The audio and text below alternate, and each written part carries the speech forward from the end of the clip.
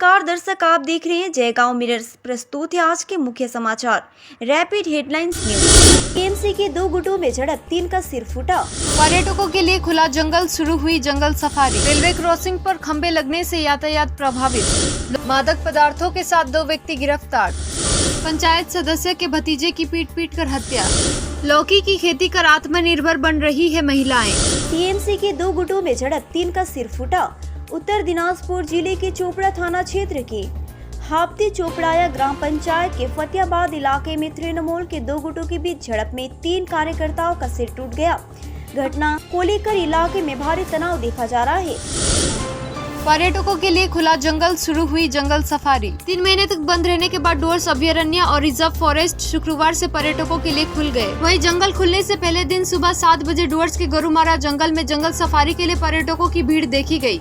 हर साल 16 जून से गरुमारा, चपड़ामारी, जल्दापड़ा समेत विभिन्न जंगल पर्यटकों के लिए बंद कर दिए जाते हैं, क्योंकि मानसून जंगली जानवरों के प्रजनन का मौसम होता है और इसलिए जंगल बंद रहते हैं। इस दौरान इन 3 महीनों तक जंगल को बंद रखा जाता है ताकि कोई जंगल में घुसकर वन्य जीवों के साथ छेड़छाड़ ना कर सके।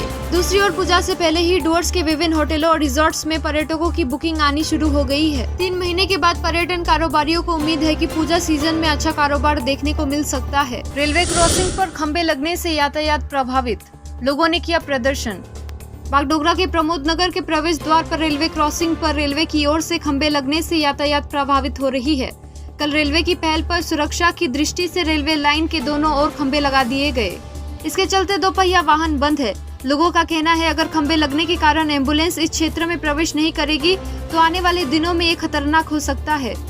शनिवार सुबह रेलवे लाइन बंद होने की आशंका जताते हुए रेलवे पुलिस और बागडोगरा पुलिस मौके पर ही मौजूद थी। रेलवे की ओर से माइकिंग कराई गई है। स्थानीय निवासी मनोज ओझा ने बताया कि ये समस्या 2012 से हो रही है। स्थानीय लोगों के हितों के बारे में सोचते हुए रेलवे को पत्र भेजा जा चुका है। इस बंदी से प्रमोद नगर के हजारों लोगों को परेशानी होगी। या तो फ्लाईओवर या अंडरपास उपलब्ध कराया जाना चाहिए। उन्होंने कहा हालांकि रेलवे का अवरोध करना सही नहीं है। पूरे मामले पर स्थानीय निवासियों ने बीजेपी सांसद राजू बिष्ट को ज्ञापन दिया। मादक पदार्थों के साथ 2 व्यक्ति गिरफ्तार। 78 इंजेक्शन और 21 बोतल कप सिरप जब्त। भक्तिनगर थाने की पुलिस ने गुप्त सूचना पर अभियान चलाकर 78 पीस इंजेक्शन और 21 बोतल कप सिरप के साथ सोमनाथ रॉय 30 वर्षीय और बलई रॉय 34 वर्षीय नामक 2 युवकों को गिरफ्तार किया। ये दोनों सिलीगुड़ी के विद्याचक्र कॉलोनी के रहने वाले हैं। उनके पास से एक बुलेट भी बरामद किया गया। पुलिस सूत्रों के अनुसार भक्तिनगर थाना क्षेत्र के NH 31 स्थित लाइफलाइन हॉस्पिटल के पास मामा होटल के सामने से आरोपियों को गिरफ्तार किया गया। पुलिस घटना की जाँच शुरू कर दी है। पंचायत सदस्य के भतीजे की पीट कर हत्या। ग्वालपोखर पंचायत सदस्य के भतीजे को पेड़ से बांधकर पीट कर हत्या की घटना से पूरे इलाके में हड़कंप मच गया। घटना उत्तर दिनाजपुर जिले के ग्वालपोखर थाना के एलोवाबाड़ी इलाके की है। मृत युवक का नाम पलटू उरांव 25 वर्षीय है। वो ग्वालपोखर थाना क्षेत्र के धर्मपुर 2 ग्राम पंचायत के रायपुर इलाके का रहने वाला था। पारिवारिक सूत्रों के अनुसार युवक पांजीपाड़ा के शांतिनगर इलाके में एक खेत में काम करता था। रोजाना की तरह शुक्रवार की शाम युवक काम के लिए घर से निकला।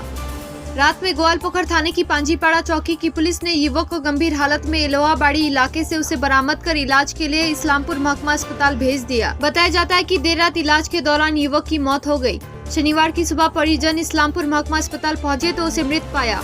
वो युवक बहुत अच्छा था। युवक को कुछ बुरी लतें भी थी। परिजनों की शिकायत है कि उन्हें समझ नहीं आ रहा है कि उसे किसी ने क्यों और किसने पीटा। परिजनों ने ऐसा करने वालों को सजा देने की मांग की। लौकी की खेती कर आत्मनिर्भर बन रही है महिलाएं। जलपाईगुड़ी जिले में इन दिनों किसान अपने खेत में देसी लौकी उपजाकर आर्थिक रूप से निर्भर हो रहे हैं। जलपाईगुड़ी सदर ब्लॉक के कचुआ कांडीपाड़ा इलाके के किसान सोना सरकार ने अपनी जमीन के छोटे से हिस्से में उन्नत किस्म के देसी लौकी की खेती की है। देसी लौकी की खेती में लागत कम होने के कारण वो इसे फिलहाल बाजार में बेचकर वो अच्छी खासी रकम कमा रही है। सोना सरकार ने बताया कि उन्होंने अपनी छोटी सी जमीन में लौकी की खेती की है। उन्होंने ये भी कहा कि जैविक रसायनों के प्रयोग और थोड़े से कीटनाशकों के प्रयोग के कारण उन्होंने देसी लौकी की खेती की। अपनी राय व्यक्त करते हुए उन्होंने कहा कि इसे बाजार में बेचकर वे आर्थिक रूप से आत्मनिर्भर हो रही है। साथ ही शीतलकालीन लौकी की खेती की तुलना में मानसून लौकी की खेती में अधिक पैदावार होती है।